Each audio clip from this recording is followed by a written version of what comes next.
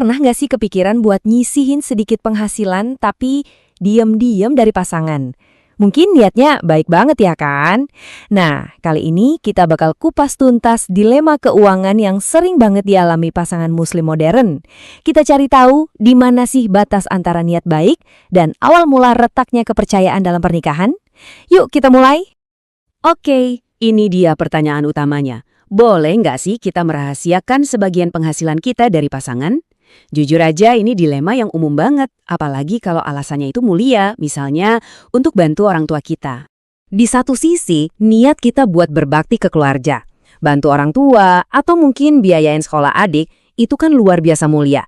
Tapi di sisi lain, kalau ini semua dilakuin diam-diam, wah, ini bisa jadi semacam bom waktu yang pelan-pelan ngerusak fondasi kepercayaan di rumah tangga yang lagi kita bangun. Nah, disinilah kita ketemu sama konsep kunci dalam Islam. Namanya birrul walidain, yaitu kewajiban kita buat berbakti sama orang tua. Ini penting banget.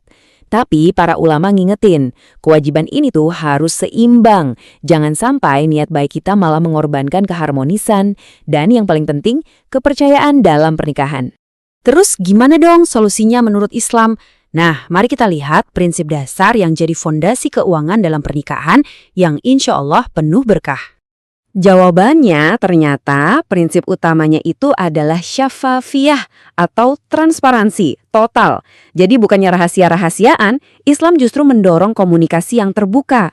Tujuannya simpel kok, biar semua kebutuhan keluarga, termasuk rencana buat bantu orang tua, bisa diobrolin bareng-bareng. Jadi nggak ada yang merasa ditinggalin dan rezeki kita malah jadi makin barokah. Kenapa transparansi ini jadi krusial banget? Ada sebuah hadis yang ngingetin kita kalau suami dan istri itu sama-sama pemimpin di areanya masing-masing. Dan yang namanya kepemimpinan yang baik itu ya soal kerja sama tim, bukan soal bikin keputusan rahasia sendirian. Oke. Kalau aturannya adalah transparansi, berarti nggak ada pengecualian sama sekali dong. Tunggu dulu. Ternyata ada, tapi dalam satu kondisi yang sangat-sangat spesifik dan penting buat kita pahami. Nah, buat memahami pengecualian ini, kita perlu mundur sedikit ke sebuah kisah nyata yang terjadi di zaman Nabi Muhammad SAW. Perhatikan ya, kasus ini bukan tentang keinginan bantu keluarga lain, tapi tentang hak dasar seorang istri yang nggak terpenuhi sama sekali. Ceritanya, ada seorang perempuan bernama Hindun yang datang mengadu. Situasinya itu darurat. Suaminya, Abu Sufyan, terkenal sangat pelit dan gagal memenuhi kewajiban paling dasar, yaitu menafkahi keluarganya. Nah, di sini nih kuncinya. Izin yang dikasih Nabi itu bukan lampu hijau buat kita bebas merahasiakan keuangan. Sama sekali bukan. Ini tuh solusi darurat yang terbatas banget. Hanya boleh ambil secukupnya dengan cara yang patut atau wajar untuk memenuhi hak-hak dasar yang diabaikan. Sekarang kita maju ke skenario yang relevan banget di zaman sekarang. Gimana kalau istri juga kerja dan punya penghasilan sendiri? Bahkan mungkin penghasilannya lebih besar dari suami? Dalam Islam, peran finansial ini dibedakan dengan sangat jelas. Kewajiban suami untuk memberikan nafkah itu nggak otomatis hilang hanya karena istrinya punya penghasilan. Justru, setiap rupiah yang istri kontribusikan itu dianggap sebagai sedekah yang mulia.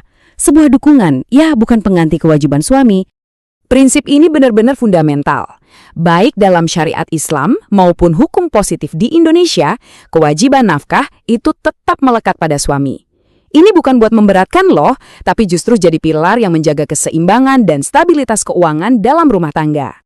Jadi, apa dong jalan keluarnya? Jawabannya itu bukan kerahasiaan atau pembagian yang kaku, tapi sebuah pendekatan kolaboratif yang akarnya dari nilai-nilai Islam.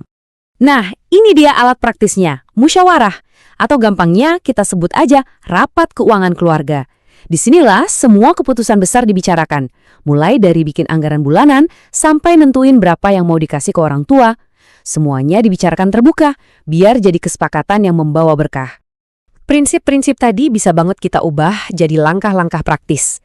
Ini dia, ada 4 langkah nyata yang bisa diambil setiap pasangan buat membangun fondasi keuangan yang sehat dan insya Allah penuh berkah. Tentu, membangun kebiasaan komunikasi kayak gini butuh usaha.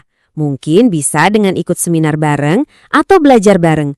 Karena intinya, perencanaan keuangan dalam Islam itu bukan pertunjukan satu orang, tapi kerjasama tim yang solid.